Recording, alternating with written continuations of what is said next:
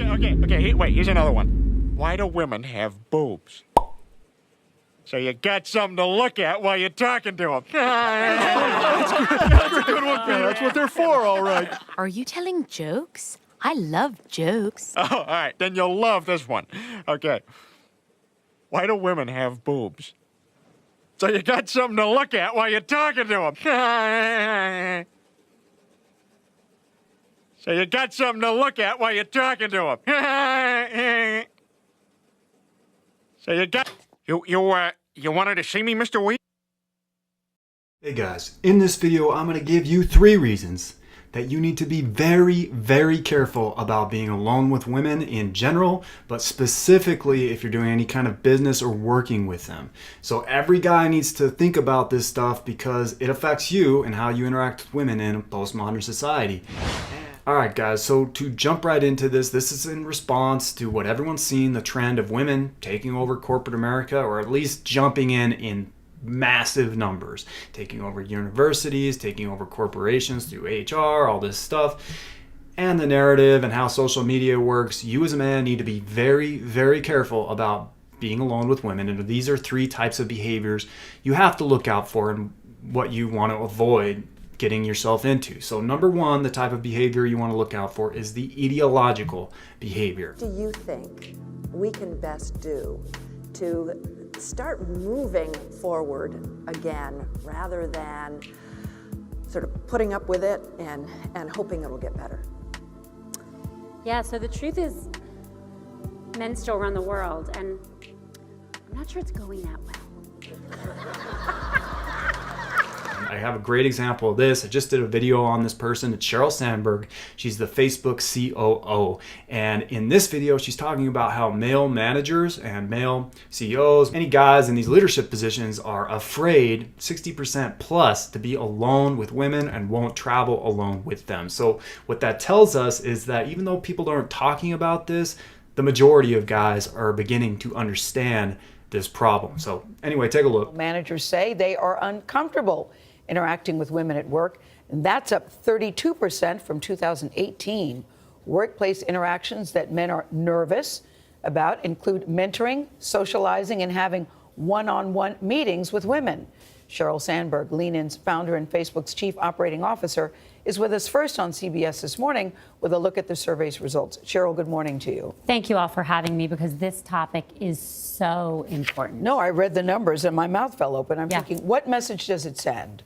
Well, we're in a bad place. So 60% of male managers in the U.S., 60% are afraid to have a one-on-one meeting with a woman. How do you get promoted without a one-on-one meeting? No one's ever gotten promoted without a one-on-one meeting. I feel confident in that. Men, senior men right now, are 9 times more likely to hesitate to travel with a woman and 6 times more likely to hesitate to have a work dinner. And the problem is that even before this, women, and especially women of color, do not get the same amount of mentoring as men, which means we're not getting an equal seat at the table. And, you know, it's not enough to not harass us. You need to not ignore us either. Do you think they have cause to feel that way? Well, I think it's a false trade-off. I think people can travel. I think people can go to dinner. I think people can have one-on-one meetings. All of those things can be done in public places, and everyone can behave appropriately. But if there's a man out there who doesn't want to have a work dinner with a woman, my message is simple. Don't have one with a man. Yeah. Group lunches for everyone. Make it explicit, make it thoughtful, make it equal. People don't get promoted in group lunches either. Correct. You have to have a one-on-one meeting. And the reason why this troubles me so much is that if men are doing the right thing and they're behaving appropriately, they don't have to worry about any of this. They don't have to worry about being accused. You say men need to step up. Men need to step up. We need to redefine what it means to be a good guy at work. It's not enough to not harass, and I think too many people think that's sufficient. That's necessary, that's a basic, but it's not sufficient. Women need equal opportunity. And what does that mean? Equal time in meetings. It means the right kind of feedback. So a recent study of performance reviews showed that 66% of women got feedback on how they work, their style. They're too aggressive, they're too this, they're too that. Do you know what percentage of men got that feedback? Probably not a lot. Less than 1. It's the behavior. Essentially, they're saying their behavior. So women are getting feedback that they're too bossy, they're too aggressive, they're too this, they're too that, and men are getting feedback on their work. And that's one of the reasons why men get more promotions. Also, that informal time when the boss takes a trip, takes a junior colleague, that person gets all of that context, all of that time to spend with the boss. Who do you think gets promoted? And so our message is really simple. If we want to stop sexual harassment in the workplace, one of the things that does that most effectively is having more senior women. Surely men are not crazy to think, gee, if I have a one-on-one lunch or have this mentoring meeting, the gossip gets out of control, suddenly I'm having to explain something when nothing was done wrong. What other steps then should men do if they have these concerns about what can happen in a workplace where, again, they have no control over when tongues start wagging? Well, look, I'm with Gail. You have to be able to have a one-on-one conversation. And those conversations can happen in rooms with the doors open. In a public restaurant, having a lunch or dinner, I don't really think you can get falsely accused of something. And so I think men need to step up. So if you watch my other videos, Sheryl Sandberg is a real good talker, and she basically manipulates people into endorsing her arguments. And she also has established that she thinks women will do a better job at leading these corporations and countries than men do. You're going to run into a lot of these types of women in a postmodern society in leadership roles. They basically view you, a man, as collateral damage, and they don't even view these destroyed men and their reputations that are just dragged through the dirt in the ways that women leverage gossip and slander to control men as a problem. It's these women view you as collateral damage and actually consider the ends justify the means in this regard. So they will throw you under the bus if it benefits the interest of a woman or themselves. So that's number one. Number two is how people use gossip and slander in order to gain leverage over people. So there's studies, there's a well-documented field about how women use reputation destruction in order to be socially combative and control their peer groups and their social hierarchies that they operate within. So two statistics that are really common that we find in this is that women that are in the younger, most fertile bracket are the most likely to be interested in gossip about other people. And the people that they are the most interested in gossip about are other women in their peer group. So the theory is why, and they're more interested when they're in their fertile years rather than their older years, is because they use gossip against competitive women in order to neutralize them as sexual threats.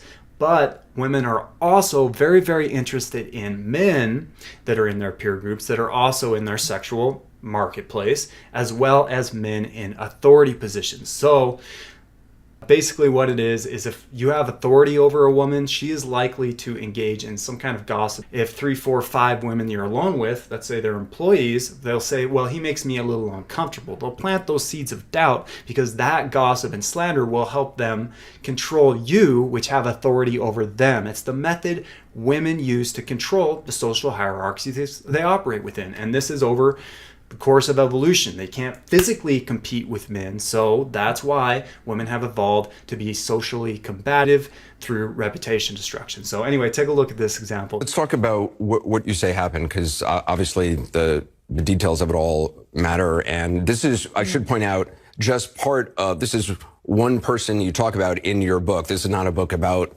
Donald Trump. This is not, there's not Donald Trump on the cover. This is about your life and... Don't even mention his name. I mentioned his name once in the book. Once. So I was coming out, and he was coming in. He was standing out, and he put his hand like this. So I did not go through the revolving door. He came in. He said, hey, you're that advice lady. And I said, hey, you're that real estate tycoon. He said, come advise me. I want to buy a present. I said, oh, for who? He said, for a girl. So I was enchanted. And so we went up the escalator. We went to the lingerie department. It was empty. There was nobody there. There was nobody on the whole floor, frankly. And there are 2 or 3 boxes on the counter, the fancy, remember the old-fashioned lingerie boxes, and a filmy see-through bodysuit in lilac gray. And he snatches it up, and he says, go try this on. I said, you try it on. He said, no, it looks like it fits you. I said, it goes with your eyes. He said, no, go put this on. He shut the door and pushed me up against the wall and bang, banged my head on the wall and kissed me. It was so shocking. And he put his shoulder against me to hold me against the wall. And at that point, I realized that I was in a very difficult situation. Did he say anything? No. No. It was just like, we're going to do this thing. We're just so hot for each other. And so we were almost even in height, and down go the tights, and it was against my will, and it hurt, and it was a fight. And this is not a question I would normally ask, and if you don't want to answer, I totally understand. But given the prior accusations, which have all been of forms of assault or harassment, you're saying there was actual penetration? Yes. Did you, which puts it into a different category of any of the other women who have come forward. I think that is the definition of rape. One definition. That's the definition. Yes. Okay, so that's it. You have to avoid reputation destruction, slander, blackmail, all that stuff by avoiding being alone with any of the women that you're doing business with or you have authority over, so female employees, things like that. It's better to have an open door policy or group lunches. Just avoid one-on-one stuff for that reason. And then the third one, and the behavior you want to look out for, and this is extremely common in the modern workplace, is beta male shaming. In corporate America, because of how the situation works and women have all this power over men, the vast majority of you guys, co-working women or women that are above you and they're your bosses, your supervisors, whatever, they view you as a beta male, if you like it or not. That's just kind of the situation. So they are going to employ these tactics against you instinctually. So beta male shaming is how women categorize alpha fucks and beta bucks. If they categorize a male as a beta male, a provider male, you see it everywhere, but basically they'll throw labels and slander at guys that they don't consider to be sexual options in order to keep them in a state of submission through the same methods of reputation destruction. So 𝗬𝗶𝗴𝗄𝗃